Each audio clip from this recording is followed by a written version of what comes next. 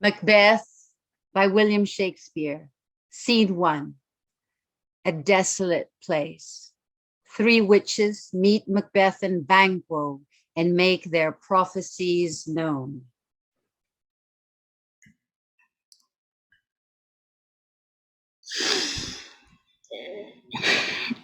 Thrice the brinded cat hath mewed. Thrice and once the hedge beat blind. Harp your crowns, 'tis time. Round about the cauldron go. Double. Toilet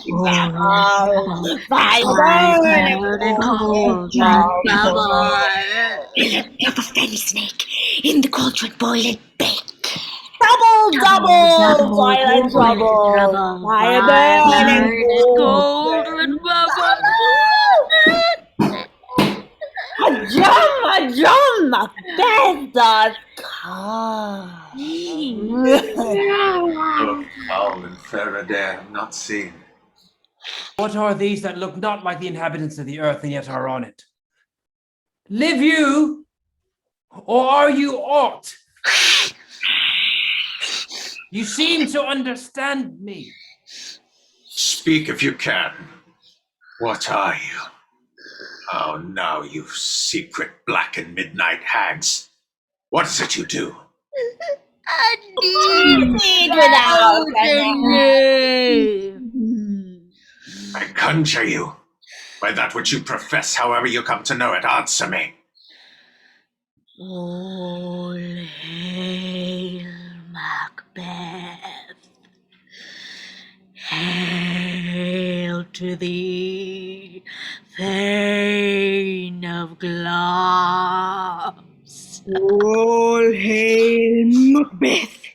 Hail to thee, Thane of Cawdor. All hail Macbeth, thou shalt be king hereafter.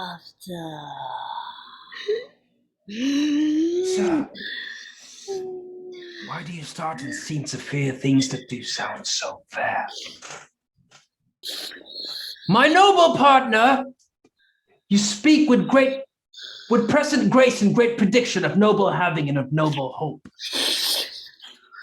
that he seems rapt withal. To me you speak not. Lesser than Macbeth and greater. Not so happy, yet much happier. Who shall get king, though thou be none? So all hail Macbeth and Banquo and Macbeth, all hail. Stay, you imperfect speakers. Say from whence you owe this strange intelligence, or why you stop us on our way with such prophetic greeting. Speak, I charge you.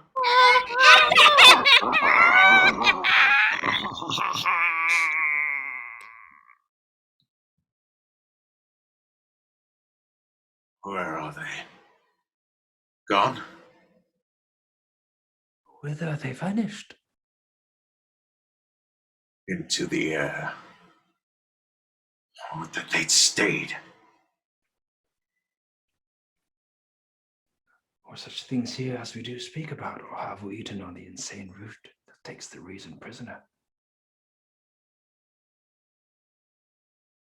Your children shall be kings. You shall be king. And Thane of Cawdor too, were it not so. To the self-same tune and word.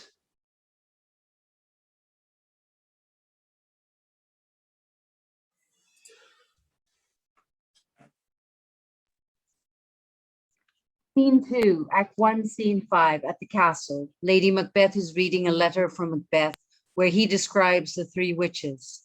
She determines to make the prophecy real. Macbeth arrives.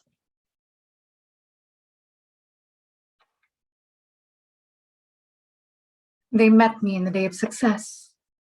and I have learned by the perfectest report, they have more in them than mortal knowledge. When I burned in desire to question them further, they made themselves air, into which they vanished. Whilst I stood wrapped in the wonder of it, came missives from the king who all hailed me, Thane of Cawdor. By which title before these weird sisters saluted me, and referred me to the coming on of time with, Hail, King, that shall be.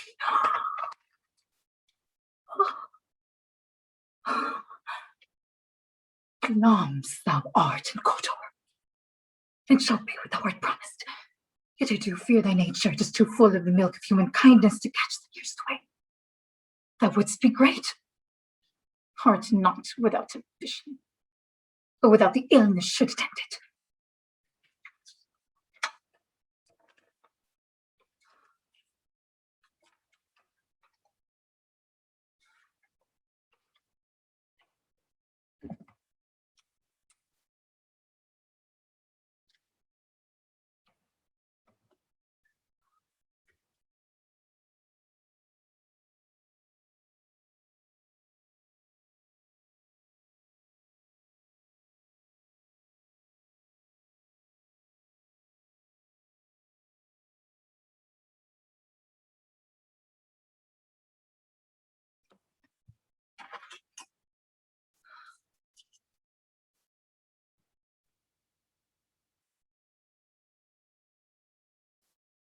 Come, you spirits that tend on mortal bones, unsex me here, and fill me from the ground to the total cruelty.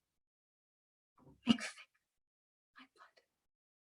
Stop up the access and passage to remorse and no compunctious visitings of nature. Shake my fell purpose, nor keep peace between the effect and it. Come to my woman's breasts and take my milk for gall, you murdering ministers. Wherever in your sightless substances you wait to nature's mischief.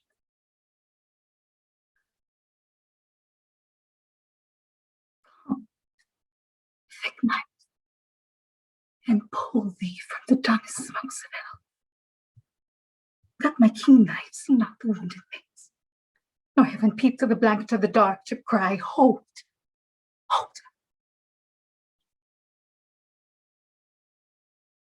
Hie thee hither, that I may pour my spirits in thine ear, and chastise the valor of my tongue, all that impedes thee from the golden round. Great glance, worthy Cawdor, greater than both, by the all hail hereafter.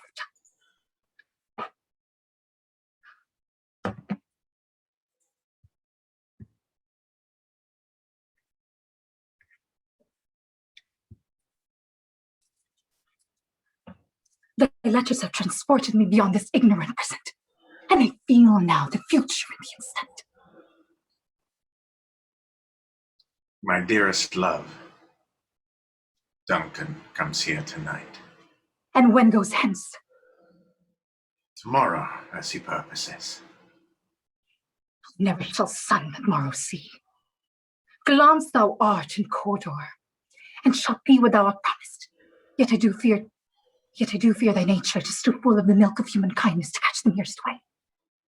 Thou wouldst be great, art not without ambition, but without the illness should attend it.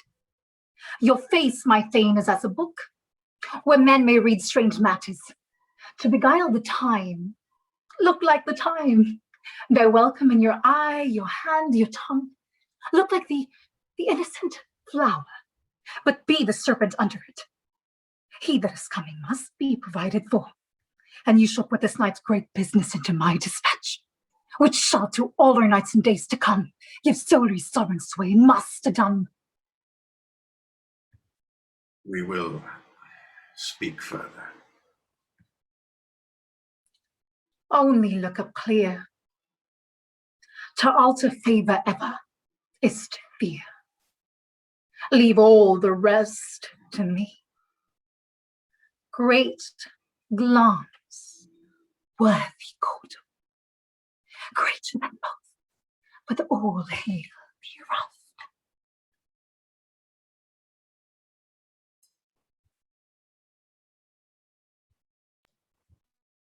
The dagger scene. Duncan the king is in their castle. Macbeth sees the vision of a dagger that seems to call him.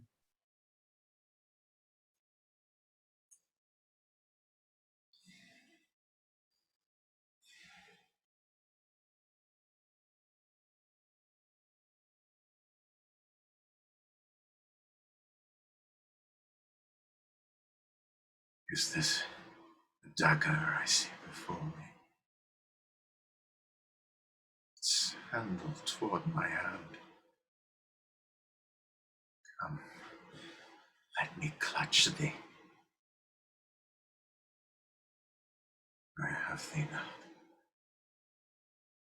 that I see thee still. Art thou not, fatal vision, sensible to feeling as thou art to sight? Or art thou but a dagger of the mind, a false creation proceeding from the heat oppressed brain? I see thee yet, in form as palpable as that which now I draw.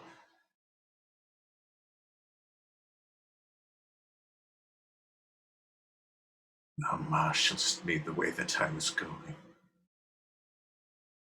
Such an instrument as I was to use. Mine eyes are made the fools of the other senses. Or else, worth all the rest.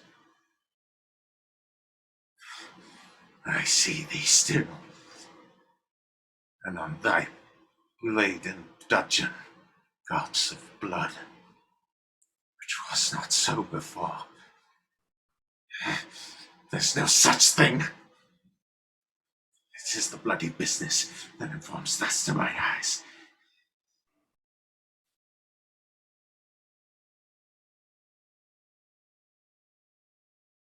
Now, of the one half-world old nature seems dead, and wicked dreams abuse the curtain's sleep. Witchcraft celebrates, and withered murder moves like a ghost.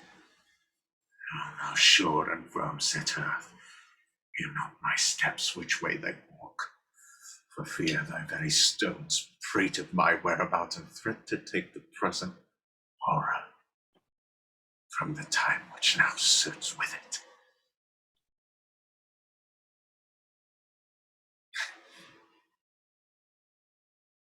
Will I threat he lives? Words to the heat of deeds too cold breath gives.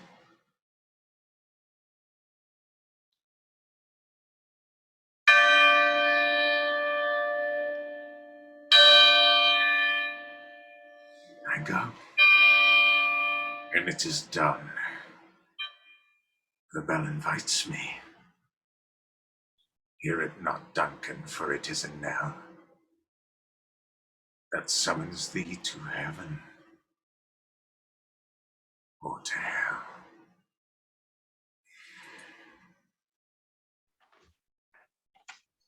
Act 2, Scene 2, the night of the murder.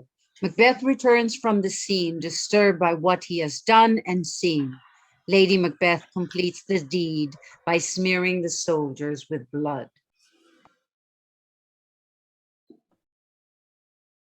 That witch hath made them drunk, hath made me bold. What hath quenched them hath given me. Hark! Was owl that shrieked. He's about it. The doors are open, and the servited grooms do mock their charge with snores. I have drugged their posets. The death the nature do contend about them, whether they live or die. Who's there? What? Oh? Alack, I'm afraid they've awaked and 'tis not done. The attempt not that he confounds his hark, I laid their daggers ready. He could not listen. Had he not resembled my father as he sat by a tent? My husband. I have done the deed. Didst thou not hear a noise? I heard the owl scream and the crickets tried to knock you speak. When? Now. As I descended? I. Hark! Who lies in the second chamber? Don't obey. This is a sorry sight. Foolish sorry sight. There's one that did laugh in his sleep, and one that cried murder, that they did wake each other. I stood and heard them, that they did say their prayers and address them again to sleep. There are two lodged together. One cried out, God bless us, and amen the other. As they had seen me, with these hangman's hands. Listening in fear, I could not say amen when they did say God bless us. Consider it not so deeply. But wherefore could I not say amen? I had most need of blessing, and amen stuck in my throat. These deeds must not be thought of after these ways. So it will make us mad. Thought I had a voice cry, sleep no more. Macbeth doth murder sleep. The innocent sleep, sleep that knits up the ravelled sleep of care. The death of each day's life, sore labour's balm of hurt minds, great nature's second cause. What do you mean? Still it cried, sleep no more to all the house. Glamis murdered sleep, therefore Cawdor shall sleep no more. Macbeth shall sleep no more. Who was it that thus cried? Why, worthy Thane, you do unbend your noble strength to think so brain-sickly of things. Go get some water and wash these filthy witnesses from your hand.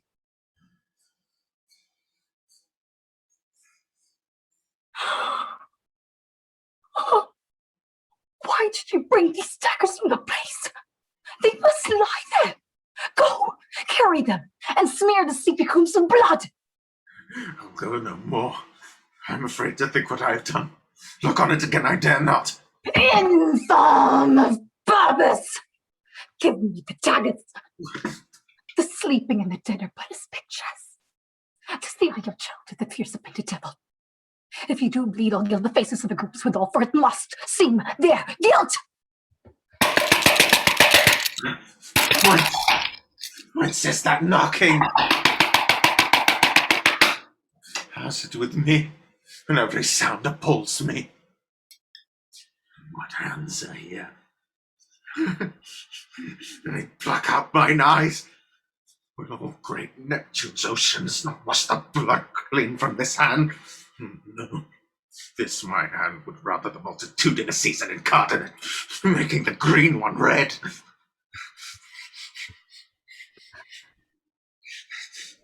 My hands are of your color, but I shame to wear a heart so white. You're knocking at the tyrant to our chamber, a little water clears us of the steed. How easy it is then? Your constancy hath left you unattended. Hark, no knocking. Get the knife out, lest occasion calls us to be watchers. Do not lost so poorly in your thoughts. To know my deed, 'twere best not to know myself. Wait, Duncan, with thy knocking! I would thou couldst.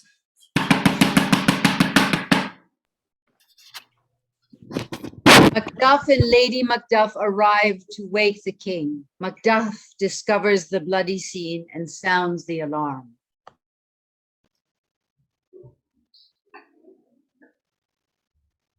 Is thy master stirring? Our knocking has awakened him. Here he comes. Good morrow, noble sir. Good morrow, both. Is thy king stirring, worthy Thane? Not yet. He did command me to call so timely on him, I've almost slipped the hour. I'll bring you to him. I'll make so bold to call, for 'tis my limited service. Goes the king hence today? He does. He did appoint so. The night has been so unruly. Where we lay, our chimneys were blown down, and, as they say, lamentings heard in the air. Strange screams of death. It was a rough night. Horror. Tongue nor heart cannot conceive nor name thee. What's the matter? Most confusion now had made its masterpiece. Most sacrilegious murder had broke open the Lord's anointed temple and stole thence the life of the building. What say you, the life? Mean you his majesty? Approach thy chamber and destroy your sight. Do not bid me speak. See and speak yourselves. Awake! Ring the alarm bell! Murder and treason, awake! Awake!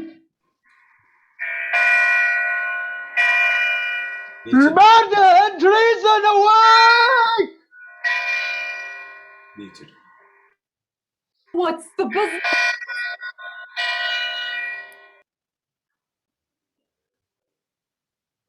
Oh, gentle lady. Her royal master's murdered. Oh, alas! What's in our house?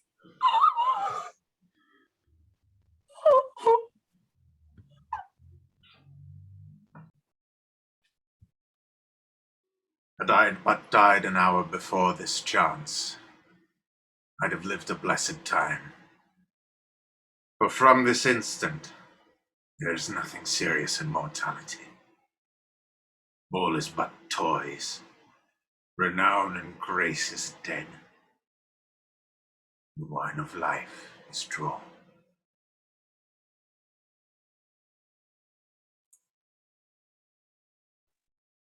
Scene 7. Thunder, lightning.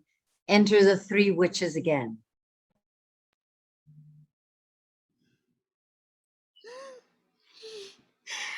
When shall we three meet again? In thunder, lightning, or in rain? When the hurly-burly's done, when battle's lost and won. That will be Anne, the sons of sun. Where the place? Upon the heath. There to meet with Macbeth. Fair is foul, Foul is foul is fair. All the zoo, the Hover ball, through the fog and Macbeth. Beware, Macduff! Beware, MacDuff! Beware, Macduff! Scene 8.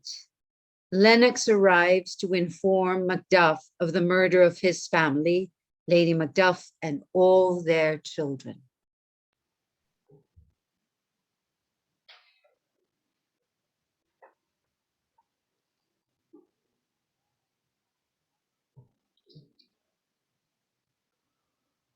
What concern there?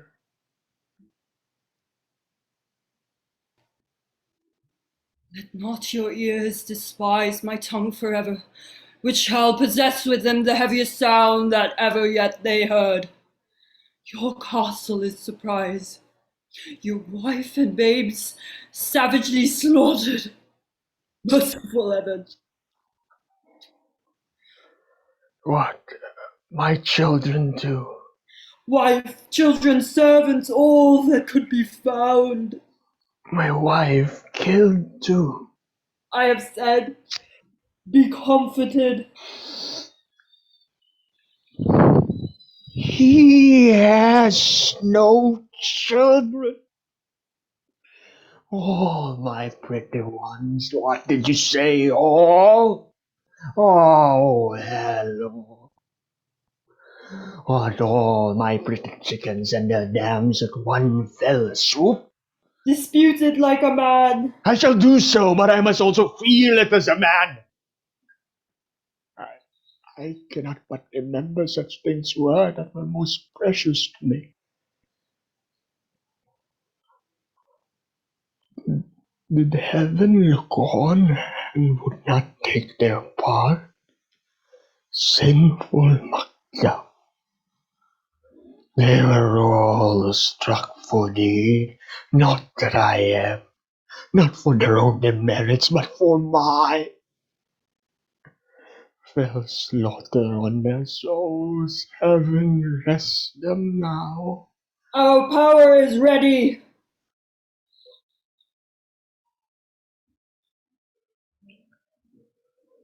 Front to front.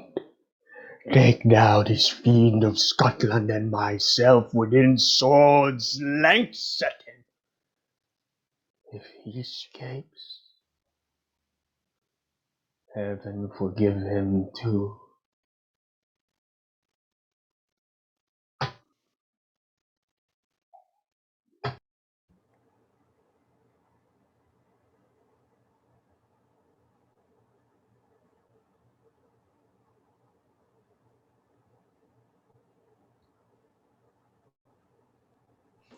Scene 9. Sleepwalking Lady Macbeth. Doctor and gentlewoman observe Lady Macbeth sleepwalking. She has gone mad.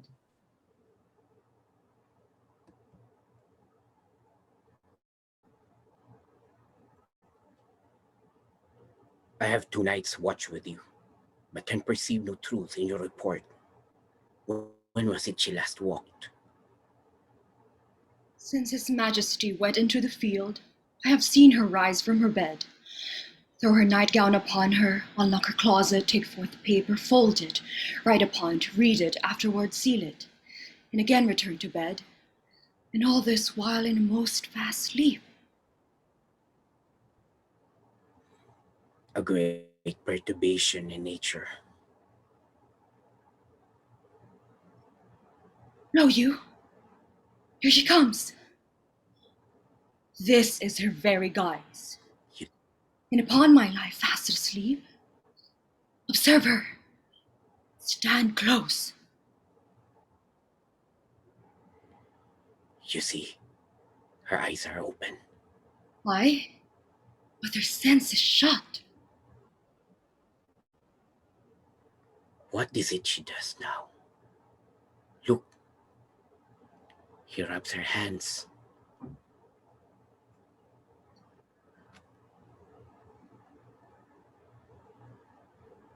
Out, Spot! Out, I say!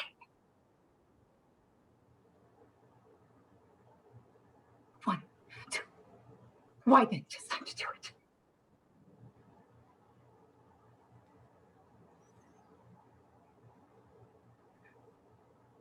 Hell is murky. Fie, my lord, fie! A soldier interfered. What name is it who knows that when none can call with power to account?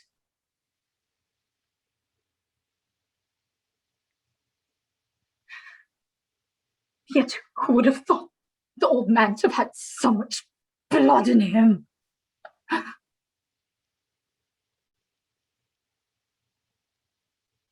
The Thane of Five had a wife? Where is she now? What?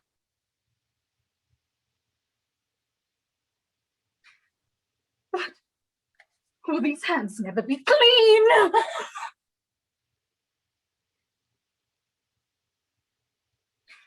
No more of that, my lord. No more of that. You mar all with the starting. Go to. You have known what you should not. She has spoke what she should not. I am sure of that. Heaven knows what she has known.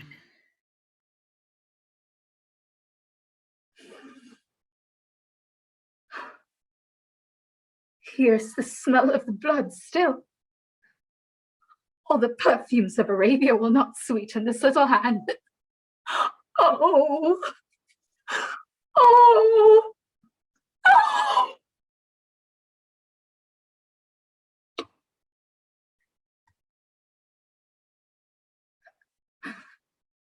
Wash your hands. Get on your nightgown. Look not so pale, I tell you yet again. Banquo's buried! He cannot come out of his grave.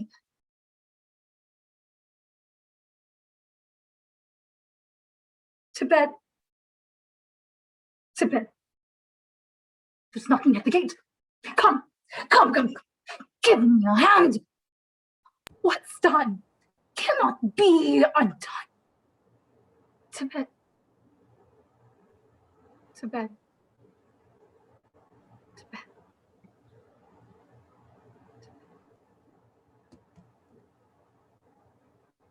Will she go now to bed?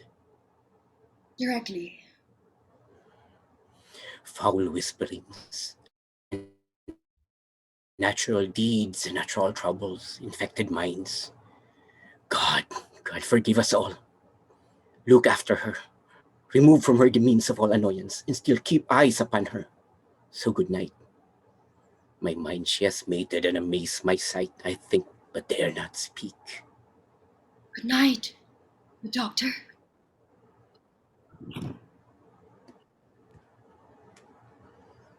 Scene 10. Macbeth learns of his wife's death.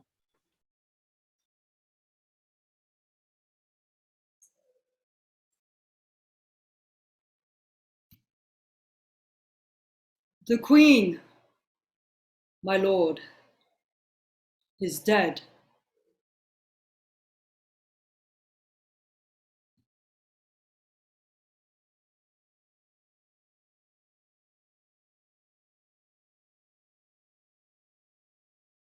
She should have died hereafter.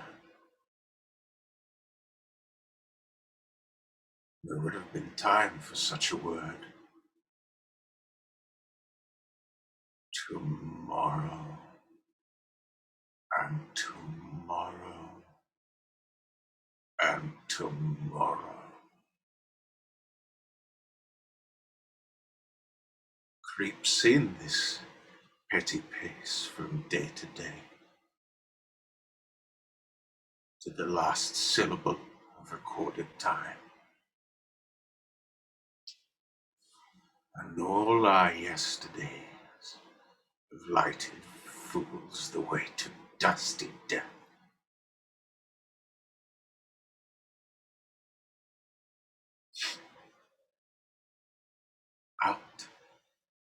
Out, brief candle. Life is but a walking shadow. A poor player that struts and frets his hour upon the stage, and then is heard no more. It is a tale told by an idiot, full of sound and fury,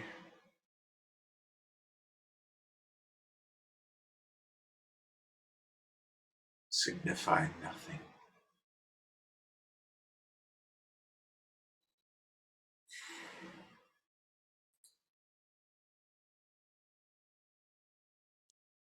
End of Act 1.